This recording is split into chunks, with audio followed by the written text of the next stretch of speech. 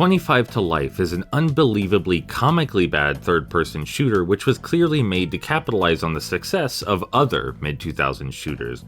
It does this too little, too late, and too poorly. Releasing in 2006 on PS2, it stood little chance to begin with, but the craftsmanship here is extraordinarily shoddy.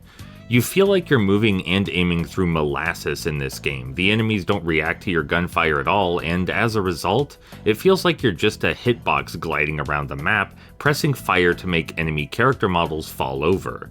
This is one ugly game with stiff animations, bland environments, and no soul.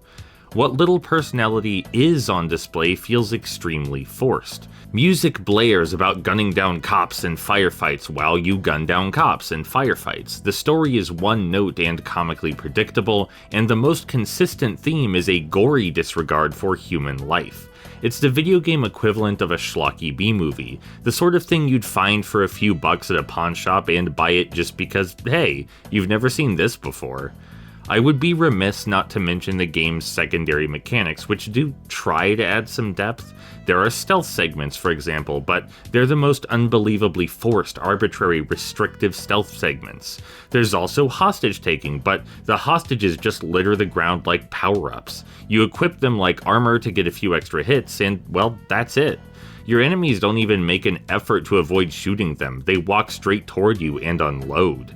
There are also some clear bugs, like how respawning goofs up event flags and triggers. Doors will spontaneously become locked which were never locked previously. Enemy or ally characters will randomly disappear, that sort of thing.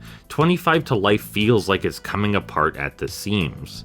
At the very least, the game is no pushover. You'll die a lot, partially thanks to the bad controls and partially thanks to the actual game design.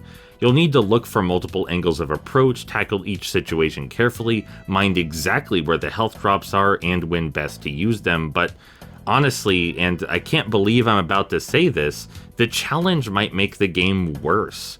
25 to Life is at its best when you're simply gawking at how poorly made it is. If you wanted a genuinely good shooter, this ain't the place for it.